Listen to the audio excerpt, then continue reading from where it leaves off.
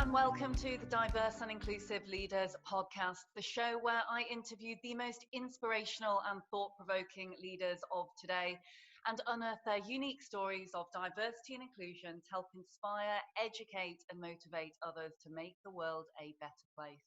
Today I'm joined by one of my favourite people ever. Her name is Liz Silverstone. Liz is a mental health counsellor. She's actually my mental health counsellor as well, for those that are listening in. And she's also a senior occupational therapist. She's had a huge amount of experience working for public businesses, private organisations, and also working at the very well-known Guy's, Barts in Coventry, at the University Hospital, and across the board within mental health and resource centres. Liz, welcome to the show. Thank you. Thank you. Good to be here.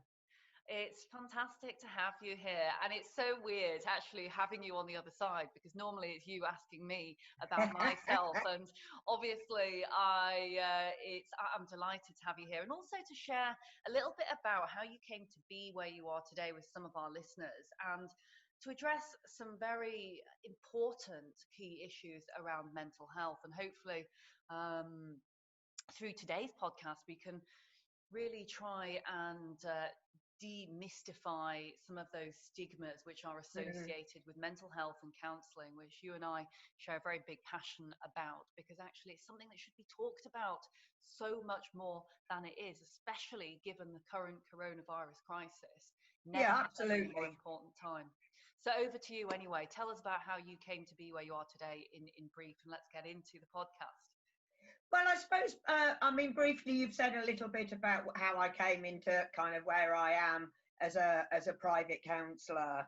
I mean, my work is separated between mental health, young people over 16, and I'm a trained relate counsellor too, so I do couple work.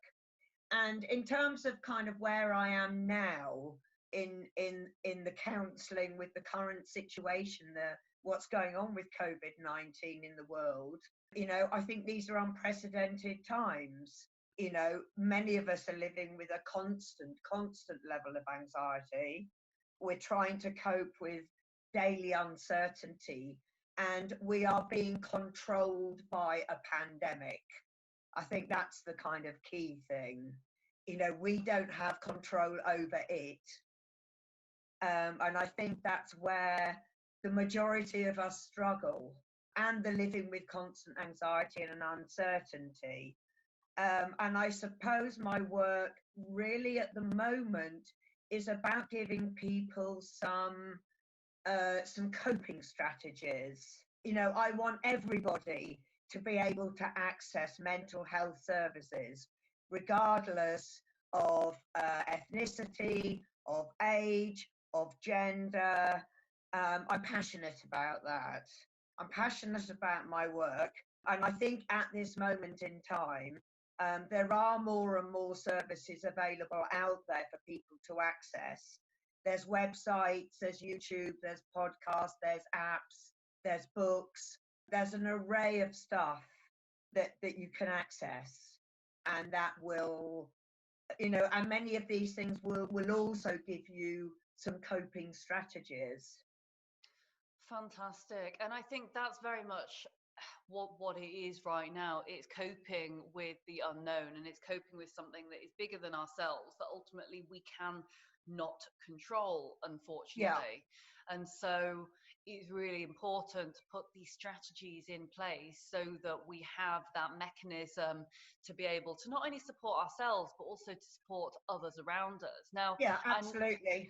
And I know that you do a lot with couples, which I think is a very, very interesting field. And I'm sure, and I often say to you, Liz, I'd love to be a fly on the wall watching what goes on in your various counselling sessions.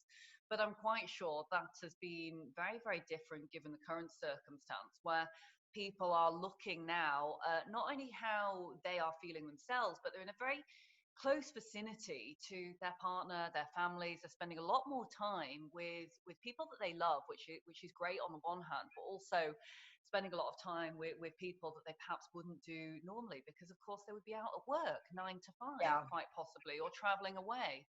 we're all living under the same roof, and actually it puts you into almost a pressure tank sometimes if perhaps there are difficulties that are there already. So wondered whether you could share a little your experience for those that perhaps don't know what couples therapy is and what it's about, and also some of these coping mechanisms that we can utilize and harness not only for ourselves but also to support those and others around us.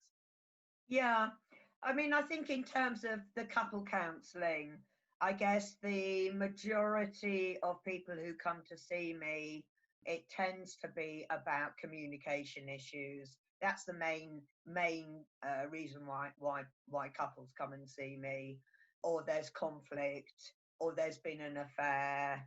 But unfortunately, I tend to find that couples often come to me too late.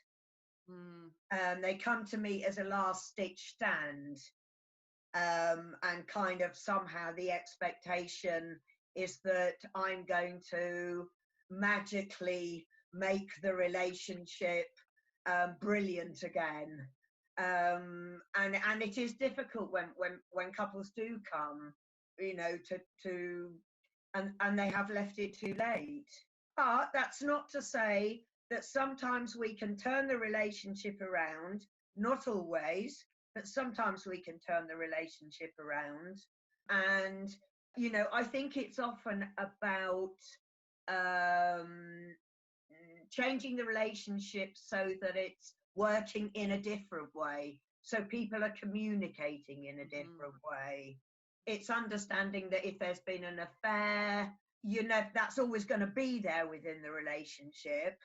But people can move on from that, and the relationship, surprisingly, can often be much better. Really? Yeah, the relationship actually can be much better after an affair, because people start addressing a load of stuff that they kind of weren't addressing. And some of those were the reasons why maybe the affair happened in the first place. And then you kind of look at the meaning of the affair, why it happened, what it was about, and then couples can start to change those things.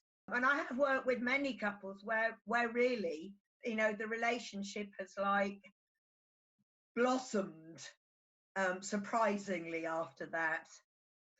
Wow, that is incredible. And what are you seeing? And again, I want to be careful not to generalize here, but what are you seeing when it comes to couples in counselling and in therapy who are now dealing with living 24/7 with each other? Yeah, I think it is very, very difficult, you know, because I think couples with kids are now there having to try and homeschool their kids, to give their kids some kind of routine, and that in itself can be problematic for, you know, because a lot of parents kind of, you know, haven't been to school for years and years and years, and certainly kind of aren't aware of what their kids are now doing at school.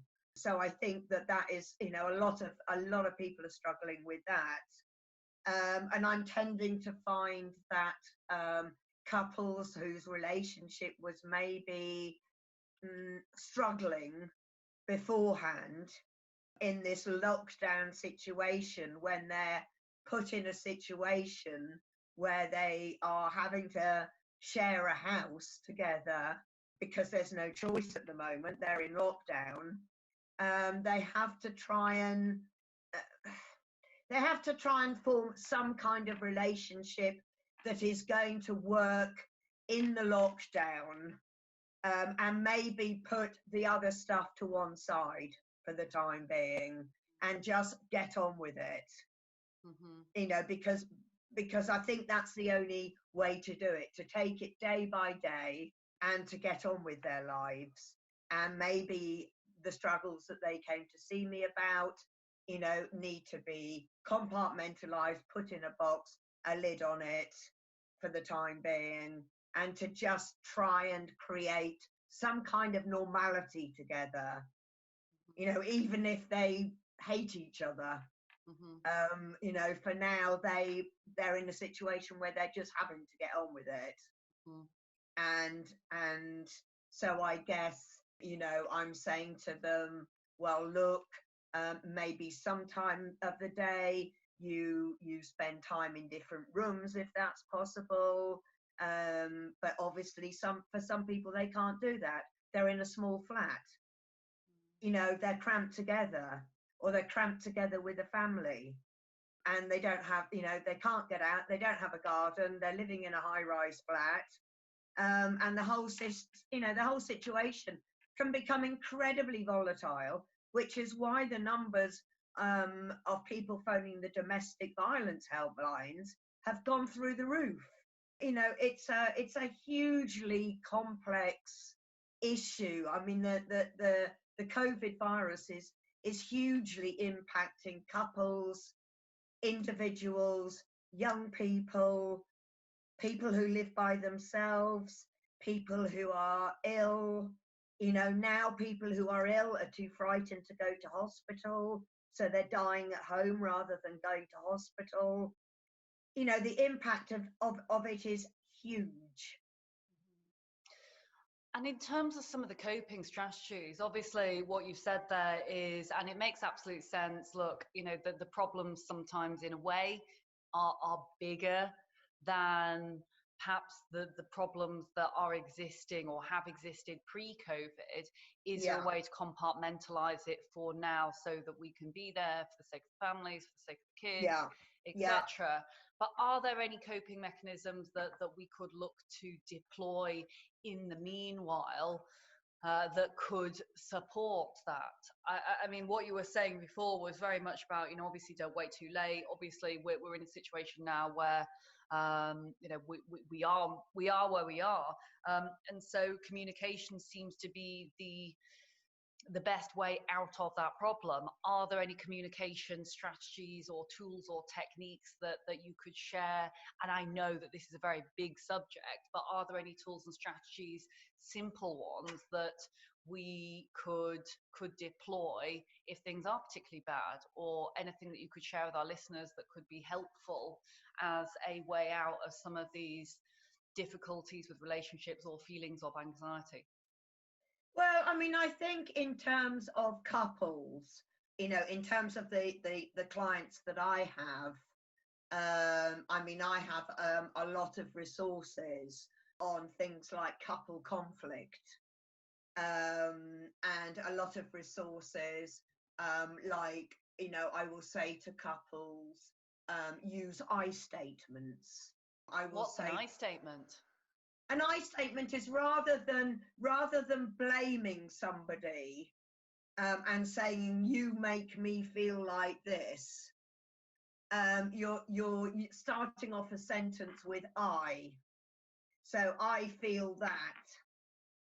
So it's non-accusatory. It's non-critical. Whereas, you know, if you say you know, you do this, you make me feel like this.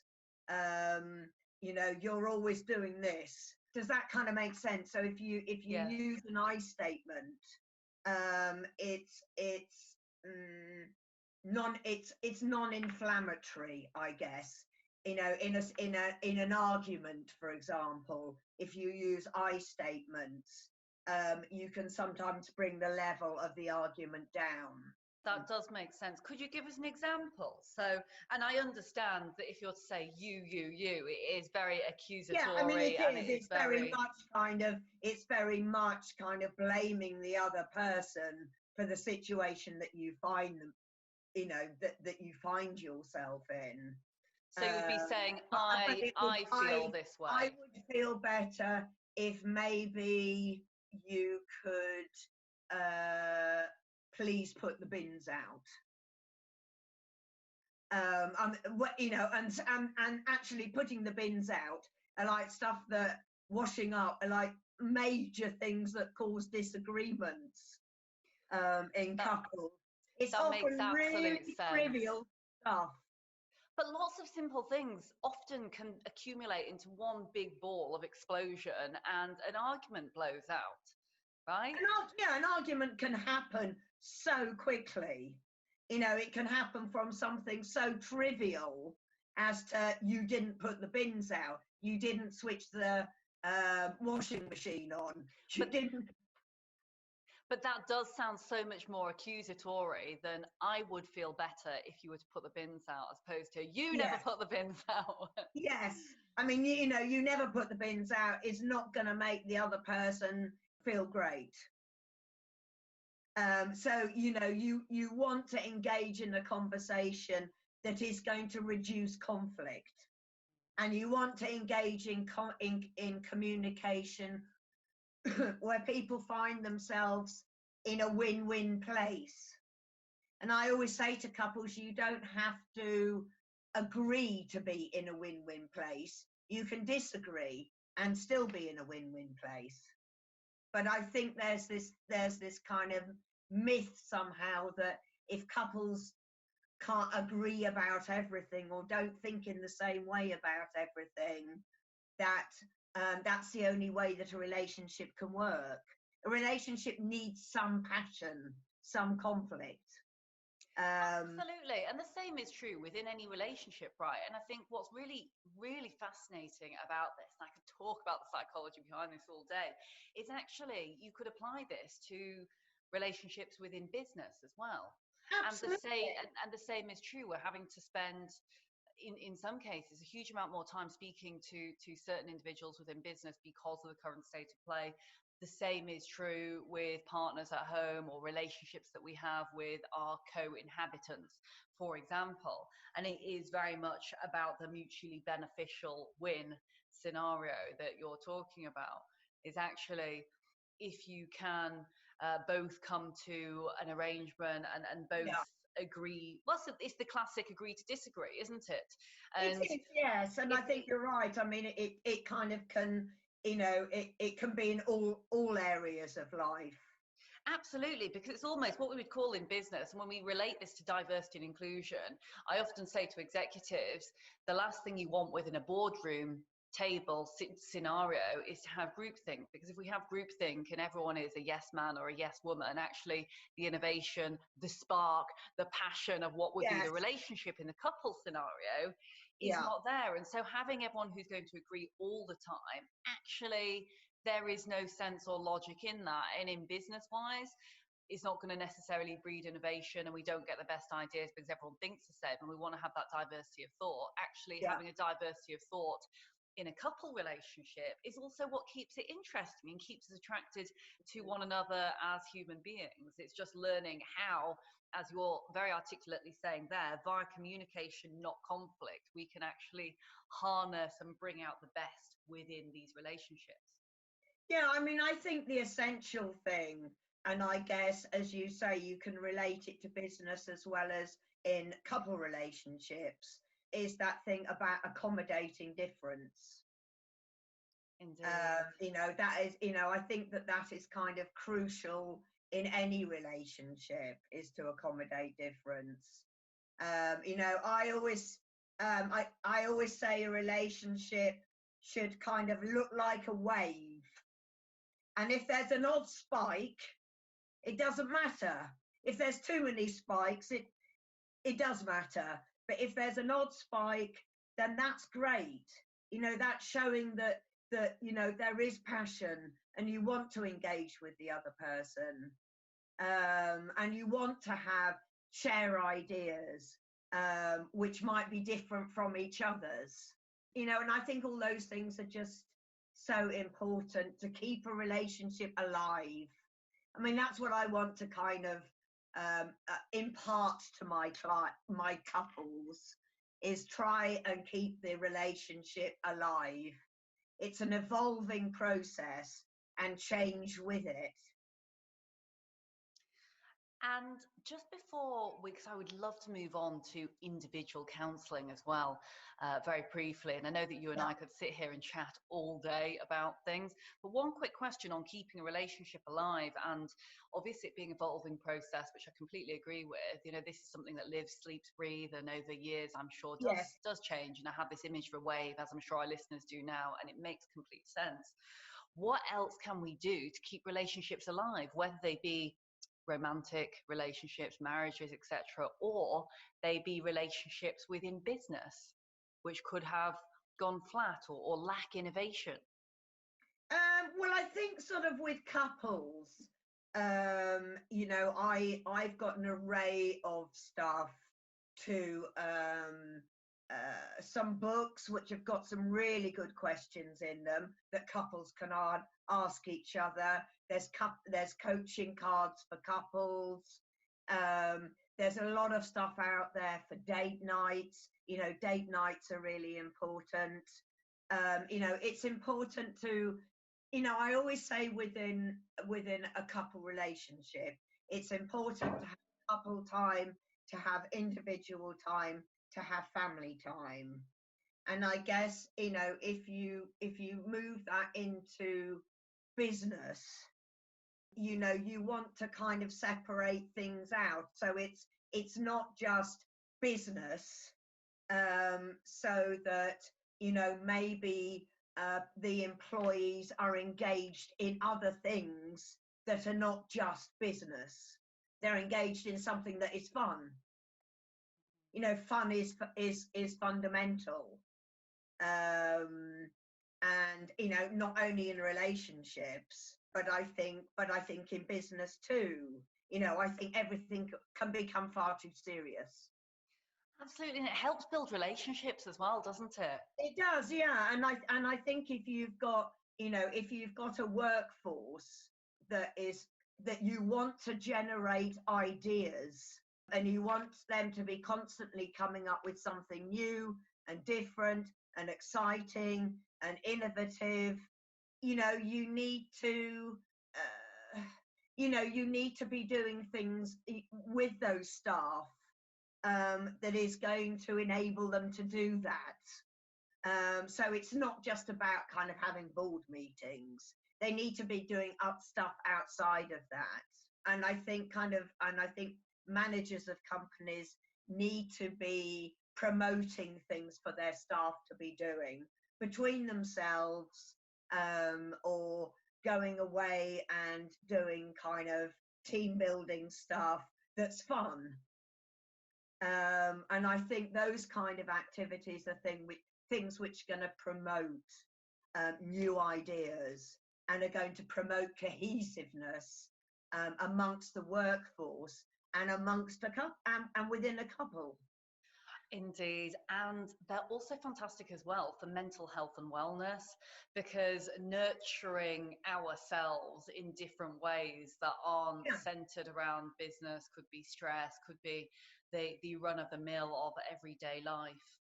You're absolutely right when you say sometimes things can become too serious. Look, we have one life, let's live it, and let's not take absolutely everything so seriously. If we can segregate some time to have fun, like you say, absolutely is fundamental.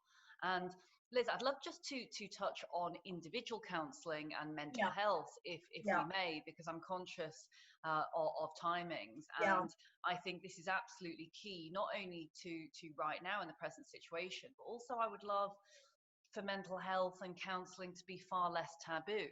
You look at the States and pretty much everyone has a life counsellor, yet for whatever reason in the UK, we still don't want to talk about our mental health, our wellness, and indeed counselling. And I am absolutely not ashamed to admit, in fact, now proud to admit, that I see you on a regular basis. And it is not that I am in urgent need or anything like that right now, as you know, but it's almost a maintenance check, if that makes sense. If you have a car and it's gets older every year, and it goes through different journeys and everything like that, well, you wouldn't never take it to the garage. Sometimes there's anything wrong with it, but you just want to have a check-in, and it's good to make sure that it's all running as it should be.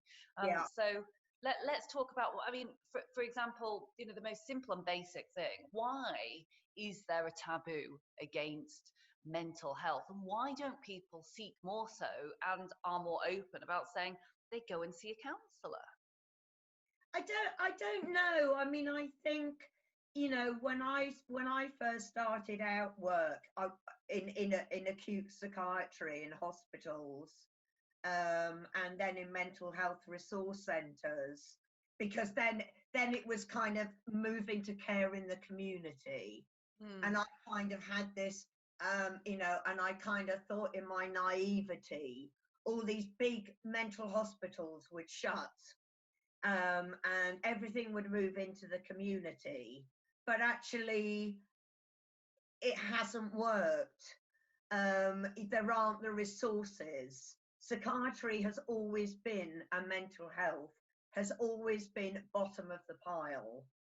And I think to some extent still is. I think it's great now that it's more in the media, that celebrities are talking about it, that the royals are talking about it, that it's more out there than, you know, maybe it ever was. But I don't know why. I don't know why there still is this stigma, you know, because I think there are loads of services out there that people can access. And I guess I want to say to your listeners that if they are struggling, to go and seek help. You know, there's lots of ways they can seek help. You know, they can, you know, the first port of call is often go to their GP, talk about it with their GP. There are NHS counselling services. There's lots of private counsellors. There's lots of websites that are really helpful.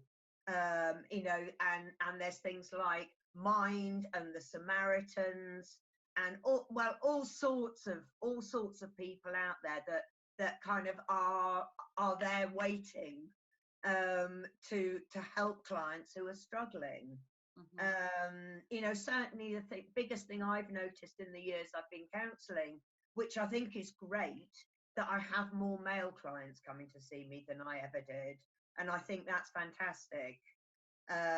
You know, I probably actually have more male clients than female clients. Wow. Interestingly. That is absolutely fantastic. I know that we've mentioned some of these trends, and just to comment on what you've said there, first of all, I think it's absolutely fabulous that you're seeing a lot more males, because traditionally there, for whatever reason, haven't been as many males, and maybe that is because of the I think maybe it's because of male bravado and such, who knows. But when I used to work for the Samaritans for 3 years, it was often men that would call up because they were too embarrassed to be talking about this within their families or within people they know, because they felt the need to put a facade on or a face on. And I think it is very, very important, as you said, and for all the guys who are listening in, make sure you reach out. It's nothing to be ashamed of.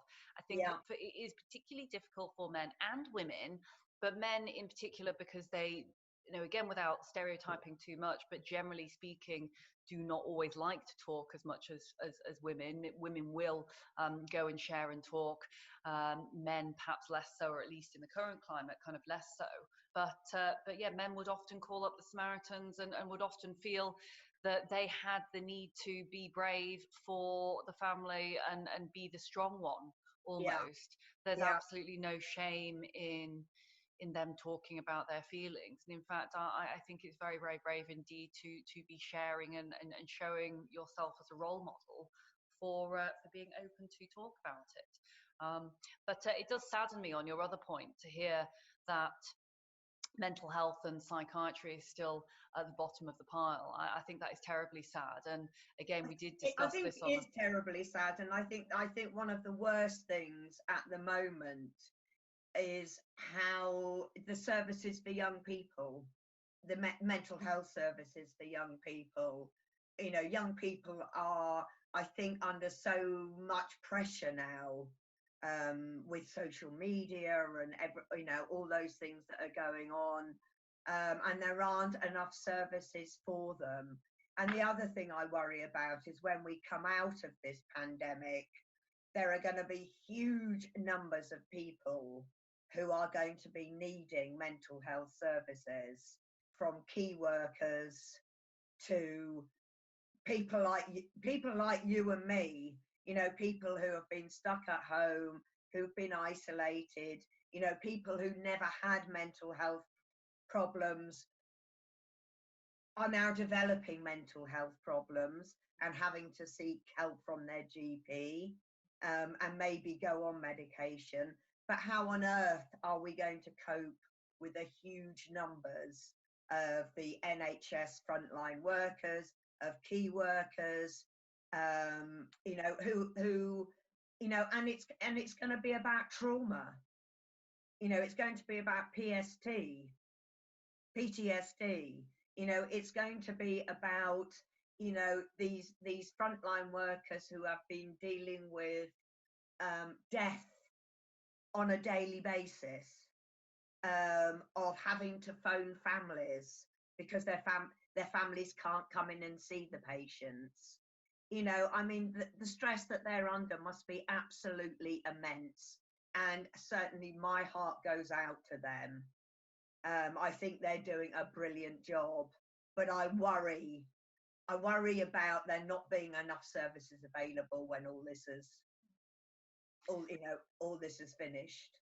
I absolutely agree, and my heart also goes out to all the people who are doing such a good job, especially on the front line. And what you're saying here is basically that there's two key pieces. Is one, we need to absolutely increase the resources wherever we possibly can, to be able to support what will be probably quite a big crest of a wave when we come out of this. But also we need to normalize this, because reverting all the way back to the beginning of our earlier conversation, is you were saying, and this is about the couples but also applicable to individuals, is don't wait until it's too late. Yeah, we need to normalize absolutely. this right now. We need to be talking about this right now, in our communities, with our workers, with our colleagues, with our families, so that it becomes a normal thing and people don't think, ooh, don't know whether I really want to confess that I'm feeling quite bad here. Because if we don't normalize it, then people are going to stay quiet, and the repercussions of that could be far worse, especially for kids. And obviously you've got a lot of huge amount of experience working with the youth and the pressures that they have with social media, and or if it is the case that perhaps they're affected, which I'm sure they will be, by being at home and seeing many people around them Well, I passing mean, away certainly and the such. suicide rates are going up at the moment. Suicides in young men are incredibly high, you know, and I see that increasing. And like you were saying, I want people from any group of people to contact whatever service they feel is going to help them. Is to look and see what services are out there. There's as I say, there's lots of apps, lots of podcasts, lots of stuff on YouTube, loads of resources available. The NHS is actually doing quite a lot at the moment for health and well-being, at this particular time with coronavirus, with health matters. So, you know, I would be saying to people who are struggling, please don't. Please seek help. Go and please talk to somebody. Absolutely. And a very quick piece before we summarise, that again would love to touch on, is if it comes to medication, there's nothing to be ashamed of at all about that. And as we said previously on a panel that we did, is if someone breaks a leg, well, they go get a plaster cast. It's exactly the same for your mind. Arguably, that's almost more important, because if your mind is not there, how can you do anything else to support physically, mentally, emotionally? The mind is needed for absolutely everything that we do, and so nothing to be ashamed of if that. And there's a chemical imbalance in the brain as well, things like depression and often many things around mental health. And so it's not it shouldn't have this kind of taking happy pills scenario, kind of preconceived ideas and stereotypes that perhaps it might have done some years ago. Actually, it's very normal. Yes, I think there is a huge resistance to it.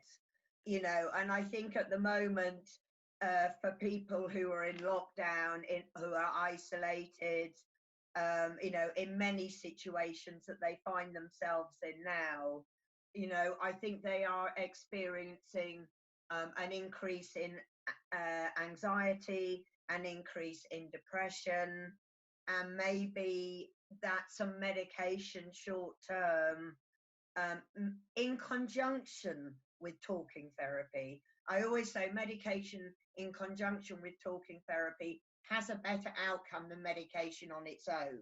Absolutely. Disclaimer, I was not suggesting to just go and get yourself prescribed Yeah. medication, but But that... I think there's that thing about, you know, if you can stabilize your mood, then you can start to, you know, you can start to get on with the other things in your life that you need to be doing at this moment in time.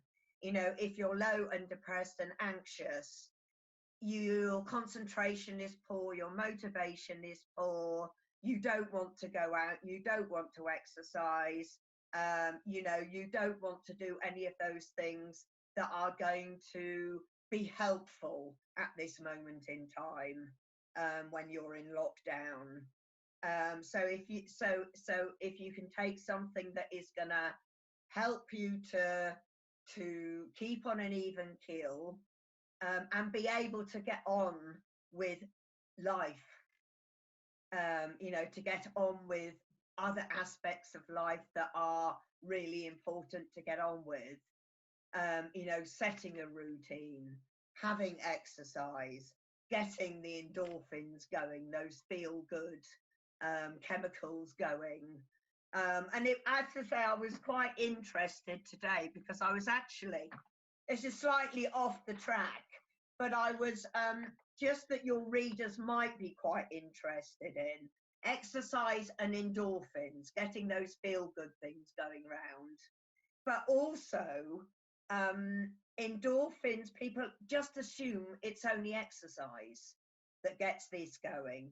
But really, what your listeners should be doing is eating masses of dark chocolate, dancing, having several glasses of wine, laughing a lot, watching their TV favourite dramas, eating something spicy, and meditating. And all those things are going to increase their well-being and their mental health. That is absolutely brilliant. And it's completely related to what we're talking about anyway, because it's about feeling good and it's about looking after ourselves, looking after number one, the mind, Yeah. ultimately. Yeah. It's about looking after your mind, looking after your well-being. And if you do that, then it helps, you know, it helps in terms of your relationship with your partner, your relationship in terms of the family. You know, if you're feeling better, then that impacts the whole family. But I think also it's very important to say that it's important to do things together as well. You know, get the whole family involved in doing things, you know, so that you're getting a house full of endorphins floating around. Wonderful. Thank you so much, Liz. That is just the best way, I think, to end the podcast today. And there's just been so many fantastic things there. Honestly, I could talk about these subjects forever and a day, as you know. And I am absolutely positive that this podcast will have had a real good impact on those that have been listening in, because ultimately, by way of my summary today, I will say that this impacts absolutely everyone. Everyone must be looking after themselves and making sure they ultimately feel good at times like this, because you're absolutely right, Liz. It does have that ripple effect. It does have that domino effect with people that we work with, that people we're in communication with, genuinely being happy and making sure we look after ourselves does have a positive impact on others. So that's absolutely key. But by way, a couple of the key summary points I've written down here. And again, I will say to everyone, don't worry if you've not managed to take notes of everything. We've got a number of resources, and also all of the show notes will go into the end of today's episode in our show notes, which you'll be able to see online, so don't worry about that. But by way of summary, very quickly, I've written here communication over conflict, which I think is brilliant. And again, some of those coping mechanisms and those tips that you gave there, Liz, were fantastic, especially with the I statements. I think that's so simple, but it is absolutely so true. And for everyone, as a challenge, when you are feeling cross, whether it be with your partner, whether it be with your family, whether it be with your colleagues, see if you can start that sentence with I as opposed to you, because it does reduce that inflammatory piece, as Liz has mentioned. But also remember to be kind to yourself, because actually relationships are they're living, they're growing, they're sleeping, breathing things. And like Liz says, this is often a wave format. And so don't worry if you're going up and down. It's quite a normal cycle. And in business, I would compare it to the cycle of norming, storming, and performing. Actually, you're going up and you're down, you're riding these crests of a wave. If it was completely consistent, it wouldn't be very much fun anyway. And also, it wouldn't breed a huge amount of innovation, because having the same thinking all the time, whilst I'm sure there would be zero conflict, is probably quite boring and doesn't breed very much innovation. And so making sure we do these things to nurture and keep things alive is key. You wouldn't grow a plant and not water it. And so it's important that we make sure that we are always watering, we are always nurturing these relationships. And finally, let's normalize mental health, and let's normalize it before it is too late. Hopefully the podcast today has really helped, but as Liz has observed, mental health has been around for the decades and for the centuries. And so let's not let it be the bottom of the list. Let's try and rise it up now, because if we don't look after our minds, what can we do? That is essentially what makes the world go round. So let's really try and promote wellness and cohesiveness and normalize mental health before it is too late. Don't worry, there are plenty of resources out there. We are going to list some, but go and see your GP. If you're thinking about it, if you're on the edge, go and do it. What's the worst that can happen? It can't harm, and ultimately it's good for you and for those that you know around you as well. So thank you very much, Liz, again for being here today. It's been a joy having you on the show. It's been a pleasure. It's been a pleasure being here. But as I say, you know, that I've got plenty of resources. So, and as you say, they will be available to your listeners. And yeah, I totally agree with what you've said. Let everybody have access, counselling, and to get mental health up there. Thanks so much, Liz. And for me personally, I never do shout outs on the podcast, but I'm going to do one especially for Liz, because she's absolutely fantastic. She's very, very busy, but you should get in touch with her or other counsellors. There's lots and lots of counsellors and so many brilliant people who are within the mental health field. So please do, a shout out there for all of our mental health workers, and obviously for our frontline workers in health and wellness. My name is Leila Mackenzie-Dellis, and you've been listening to the Diverse and Inclusive Leaders podcast show. We're with you every week, but we're here twice a week at the moment during these unprecedented times, because we want to help and support and talk about important issues that are critical to everyday life. Visit us at www.dialglobal.org/podcast. I'll put all of Liz's details in there, as well as many resources that you can check out. Thank you ever so much, and we'll look forward to seeing you again soon. But in the meantime, stay safe and stay well, and be kind to those around you. Bye for now. Thank you so much for watching the Diverse and Inclusive Leaders podcast. Please do feel free to hit the like button below, or if you'd like to receive future notifications, do ping the notification bell here at the side. If you're interested in the audio version only, you can find it on the following streaming platforms. Any extra info and descriptions will be in the links below. Look forward to seeing you soon.